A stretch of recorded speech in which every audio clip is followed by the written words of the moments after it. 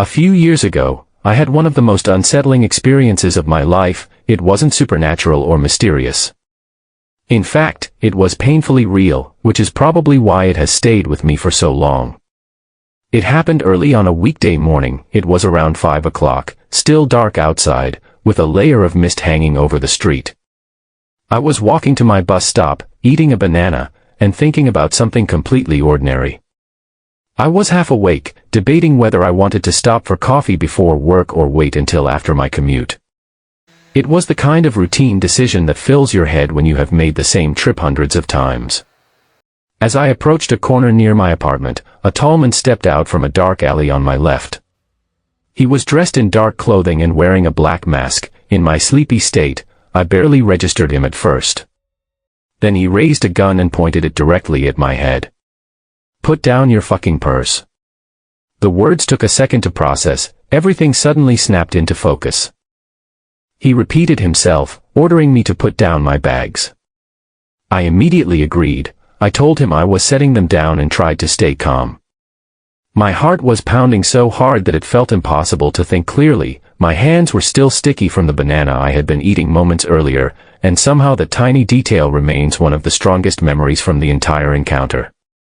I knew I needed to get away, but I had no idea how. The strange thing was that I couldn't stop talking. Every instruction he gave was met with a response from me. Okay, I'm putting my stuff down, please, just take it." The words kept coming even though I wasn't consciously deciding to say them. Looking back, I think it was fear. My brain was trying to fill the silence because silence felt dangerous.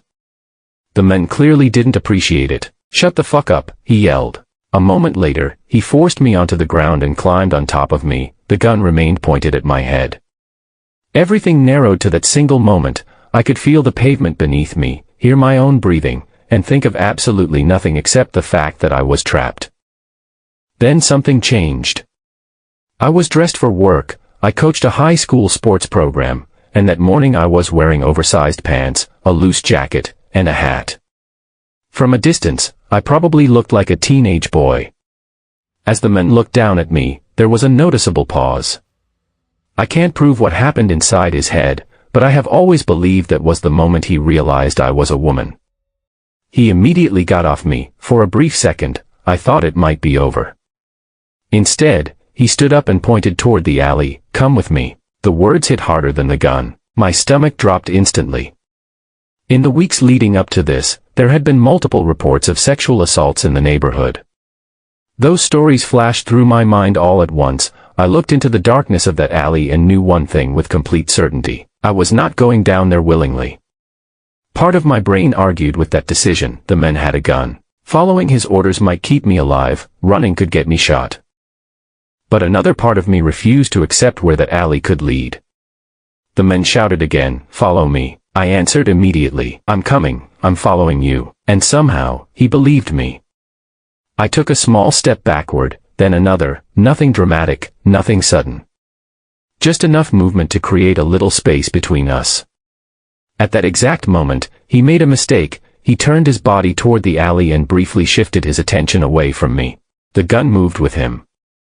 That was all I needed. I lowered my head, took a breath, and ran. I didn't hesitate. I didn't look back. I sprinted. For the first few seconds, I was fully expecting to hear gunshots. I tucked my head down instinctively and kept moving. Somewhere during that run, I heard a high-pitched scream. For a moment, I thought it was someone else, then I realized it was me. I ran 6 or 7 blocks before finally slowing down. By the time I reached safety, my legs felt weak and my chest was burning. Instead of continuing to work, I went straight back to my apartment. The entire walk home, I kept looking over my shoulder, worried he might have followed me or seen where I lived. Later that morning, the police searched the area. They checked the alley and looked for any sign of the man, but he was gone. There was no arrest, no dramatic breakthrough, and no real evidence left behind. The only thing still sitting there was the banana peel I had dropped during the encounter, already beginning to turn brown on the pavement. For days afterward, the adrenaline refused to leave my system. Every loud sound made me jump. Every early morning walk felt different. Even now, years later, I still think about it from time to time. What stays with me most are the questions. What if I had followed him? What if he hadn't turned away? What if I had frozen instead of running?